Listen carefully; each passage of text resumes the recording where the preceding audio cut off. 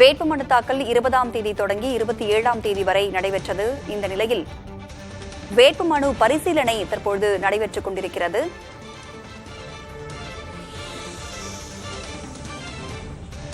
திமுக வேட்பாளர் செல்வகணபதியின் மனு நிறுத்தி வைக்கப்பட்டிருக்கிறது. அண்மை செய்தியாக பார்க்கிறோம்.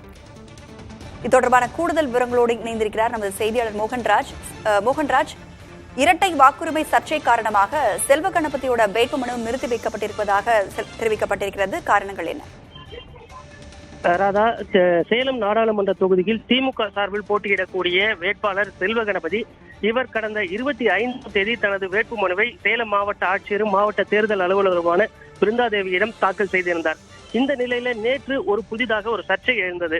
அதாவது வேட்பாளராக வேட்புமனு தாக்கல் செய்திருக்கக்கூடிய செல்வகணபதிக்கு சேலம் வடக்கு சட்டமன்ற தொகுதி, அதே போல மேற்கு சட்டமன்ற தொகுதி என 2 தொகுதிகளில் வாக்குரிமை இருப்பதாக ஒரு அதிகாரப்பூர்வமான ஒரு தகவல் சமூக வலைதளங்களில் பரவியிருந்தது. அந்த இரட்டை வாக்குரிமை தொடர்பான பதிவுகளும் அந்த இருந்தன.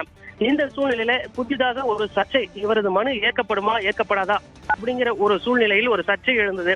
இந்த சூழ்நிலையில் தான் இன்று சேலம் மாவட்ட ஆட்சியர் மற்றும் தேர்தல் அலுவலருமான பிருந்தாதேவி தலைமையில் வேட்பு மனுக்கள் மீதான பரிசீலனை தொடங்கியிருக்கு.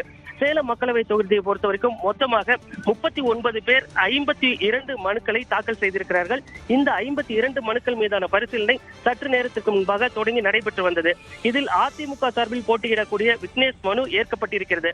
ஆனால் திமுக சார்பில் போட்டியிடக்கூடிய செல்வகணபதிக்கு 2 இடங்களில் வாக்குரிமை இருக்கக்கூடிய சர்ச்சை இருக்கின்ற காரணத்தினால அவரோட வேட்பு மனு உடனடியாக பரிசீலனைக்கு எடுத்துக் கொள்ளாமல் நிறுத்தி வைக்கப்பட்டிருக்கிறது. இது குறித்து அவருக்கு தகவல் தெரிவிக்கப்பட்டு அவர் இது தொடர்பான விளக்கம் அளிக்கப்பட்ட பிறகுதான் அவர் மனு மீதான விசாரணை தொடங்கும் என்று தகவல்கள் தற்போது வெளியாகி இருக்கிறது. ஏற்கனவே பல மனுக்கள் மீதான பரிசீலனை முடிவடைந்த நிலையில முக்கிய பிரதான கட்சியான திமுக சார்பில் போட்டியிடக்கூடிய TM செல்வகணபதியின் மனு நிறுத்தி வைக்கப்பட்டிருப்பது அக்கட்சியினரிடையே ஒரு கலக்கத்தை ஏற்படுத்தியிருக்கு அப்படின்னு சொல்லலாம். ராதா, திமுக வேட்பாளர் செல்வகணபதியுடைய மனு தற்பொழுது நிறுத்தி வைக்கப்பட்டிருக்கிறது. அவருடைய விளக்கத்திற்கு பின்னரே பரிசீலனை செய்யப்படும் என்று கூறியிருக்கிறீர்கள். விளக்கத்தை பொறுத்திருந்து பார்க்கலாம். விவரங்களை வழங்கியமைக்கு நன்றி மோகன்ராஜ்.